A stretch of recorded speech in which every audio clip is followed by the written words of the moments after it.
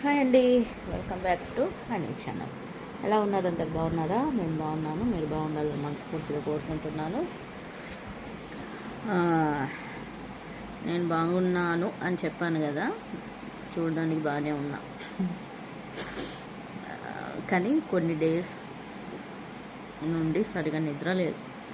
ఒక 1 డే పడుకుంటే, ఒక 1 డే 2 డేస్ పడుకుంటే, ఒక 1 వీక్ మొత్తం పడుకోవట్లేదు. వీక్లో 2 డేస్ పడుకోవడం అవుతుంది అంతే. నిద్ర సమస్య చేత బాధపడుతున్నా.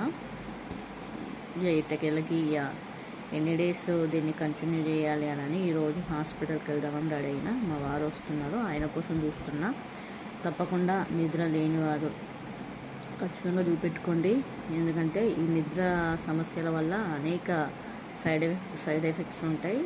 చాలా హెల్త్ ఇష్యూస్ వచ్చే అవకాశాలు ఉంటాయి. కాబట్టి త్వరగా వెళ్ళండి, చూపెట్టుకోండి. ఈ మధ్యకాలంలో చాలామంది నిద్ర ఉండట్లేదు అని చెప్తున్నారు కదా. దాని సమస్య ఏందో, ఫుడ్డా లేకుంటే ఏందో తెలియదు.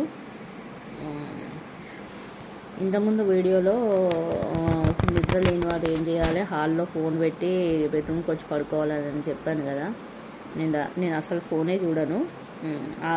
ఆ ముచ్చట నాకు రిపీట్ చేశారు. కాదు, నేను ఫోన్ చూడను అసలు. కాకపోతే నిద్ర పట్టట్లేదు.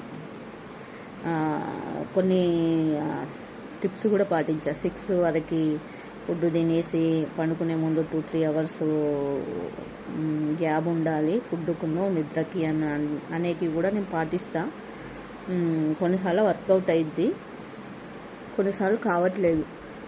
అట్లనని కొన్ని అలాంటివి కూడా పాటించాను. చూద్దామనని పాటించి అట్లా కూడా నిద్ర రాకపోవడంతో హాస్పిటల్కి వెళ్దామనని రెడీ కూర్చున్నాయ్యా. ఒక వెహికల్ ముందుకు నడవాలంటే పెట్రోల్ ఎంత అవసరమో, మన జీవన శైలిలో మనం పనులు చేసుకోవాలన్నా, ఏది చేయాలన్నా మనకు నిద్ర అంత అవసరం కదా. ఇది మాత్రం నిజం. ఓకే, నాలాగా నిద్ర సమస్యతో బాధపడుతున్న వరకు నిద్ర ముఖ్యం కాబట్టి వెళ్ళి చూపెట్టుకోండి. ఫుడ్ డైట్ మెయింటైన్ చేయండి. ఎప్పుడు పడితే అప్పుడు ఫుడ్ తిని ఏది పడితే అది తినడం అట్లా కాకుండా కొంచెం ఈ మంతెన సత్యనారాయణ గారు చెప్పే టిప్స్ లాంటివి పాటించండి. అంటే ఆయన నీకు ఏమన్నా డబ్బులు ఇచ్చిండా చెప్తున్నావు అని అనుకునేరు. కాకపోతే కొంచెం హెల్త్ టిప్స్ మంచిగా చెప్తుంటారు వారు. చాలామంది వెళ్తుంటారంట ఆయన ఆశ్రమానికి.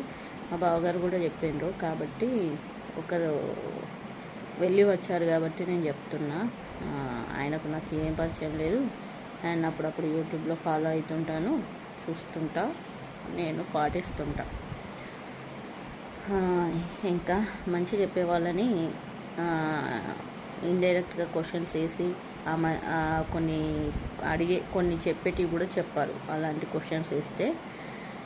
కాబట్టి అందరం ఆరోగ్యంగా ఉండాలి, మంచిగా ఉండాలి, మంచిగా ముందుకు నడవాలి, పిల్లలకు హెల్ప్ఫుల్గా ఉండాలి, హస్బెండ్కి హెల్ప్ఫుల్గా ఉండాలని మనస్ఫూర్తిగా కోరుకుంటున్నాను.